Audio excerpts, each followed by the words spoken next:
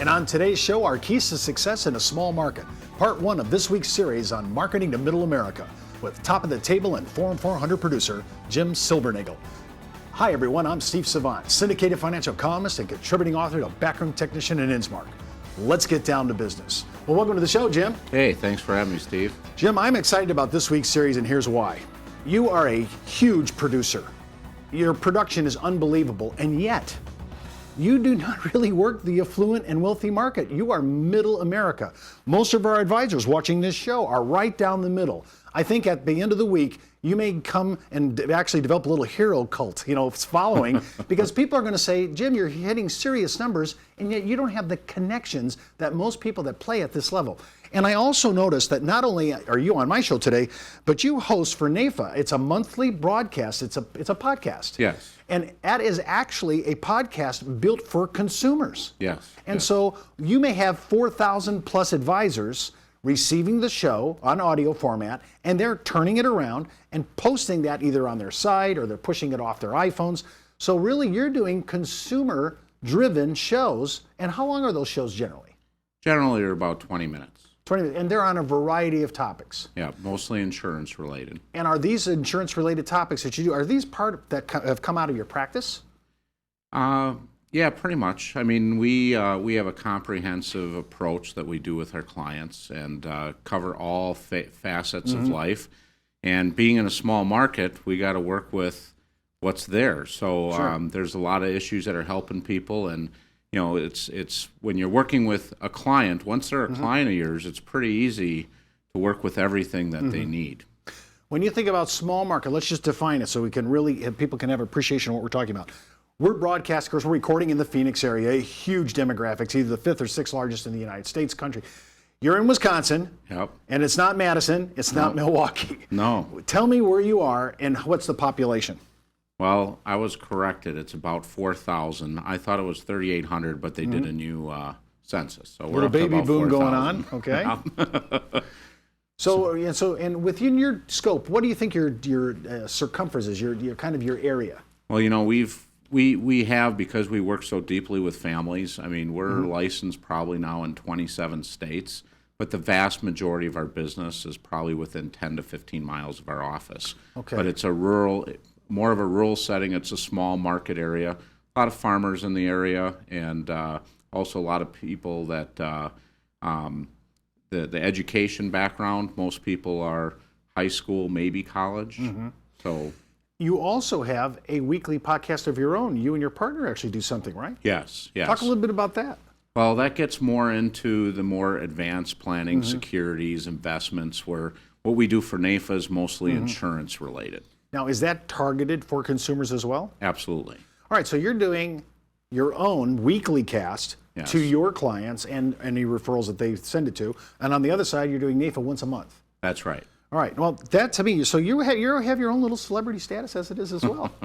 Well, I'm trying to make a point and a case that you have no real, what I would call deep nepotism or network connections to the affluent and wealthy market, and yet your production is unbelievable, and you're a lifelong member of MDRT, top of the town. I mean, these are really huge stats. Tell me, why is this working for you? How are you doing this? Well, we've been blessed. I mean, at the end of the day, I mean, very fortunate. Never imagined to have the level of success that we've had. But I've always had a passion for learning. My business partners had a passion for learning. We go to the MDRT meetings. We go to forum meetings.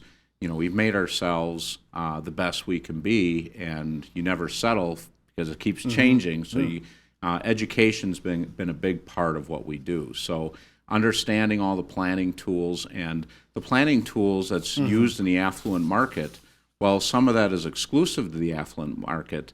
Working with families and intergenerational planning and business planning, all that stuff works in the small market too. Now, I noticed that you're pretty high on collaborating with the fiduciary market. You have a lot of connects with attorneys, CPAs. It seems like you're touching a lot of places. Even, surprisingly, on your list here, PC. Yes. That surprised me. Yes. Well, there's that old adage, you want something done right, you got to do it yourself. And taking the planning process that we have, I mean, when you think of property and casualty, you think of who's got the cheapest rates, is usually what the consumer thinks.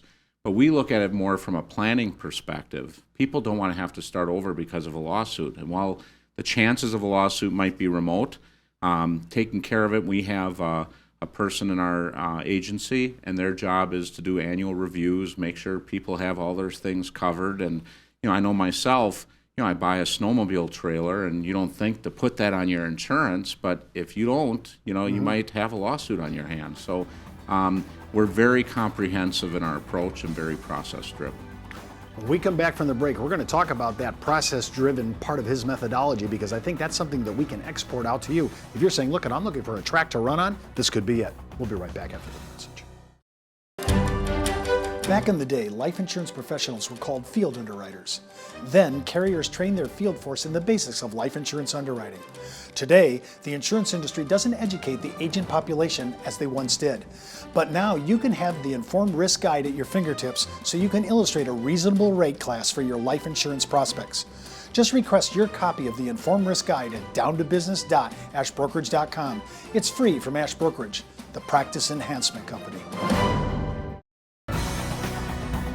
Well, welcome back to our second segment. Jim's just about ready to talk about the process-driven, the kind of methodologies that you use.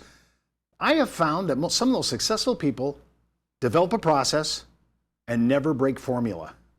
You're kind of like that, aren't you? You're kind of predictable in that regard. Well, there are some things that we stick to, but we're like all other agents. You do some things that work so well, you stop using them and try something different. So we're all the same that way. We'll talk a little bit about how do you actually have a process. You have it for estate planning, you have it for life insurance and DI, LTC. You have kind of a tax planning idea. You talk a little bit about how did you develop the process and why is this working so well for you?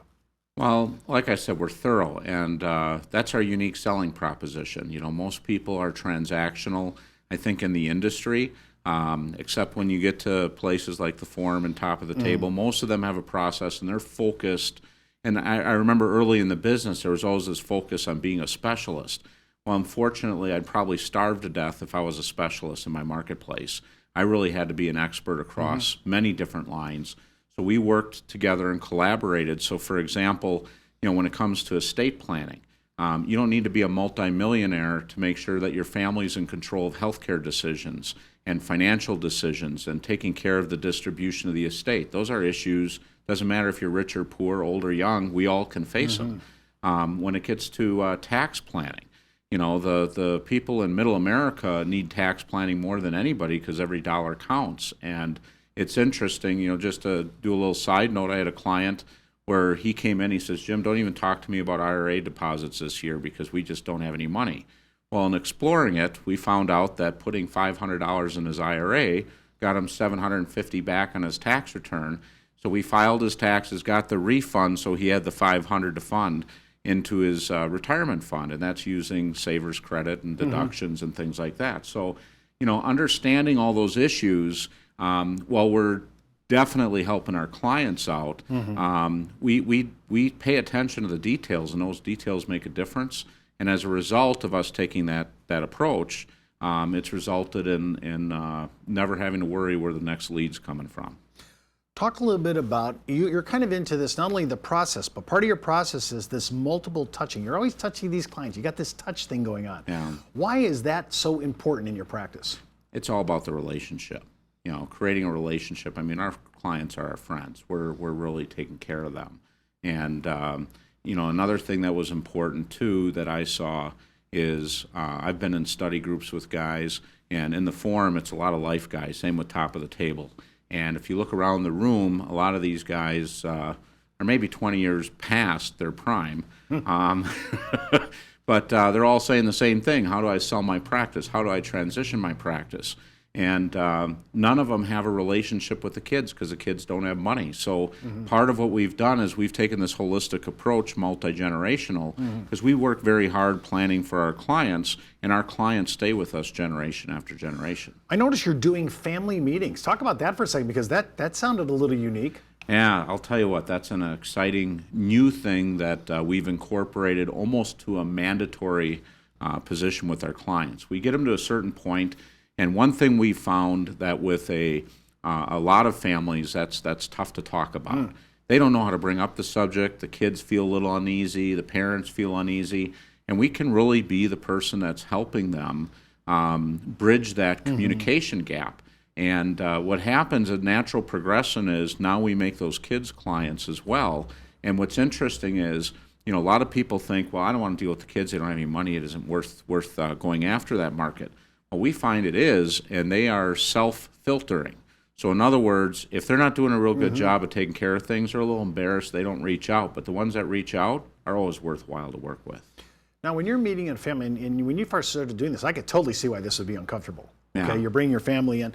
But you're seeing a value of this. And once you get past that little bit of nervousness and engagement, I mean, after all, it is our blood relatives. Yeah.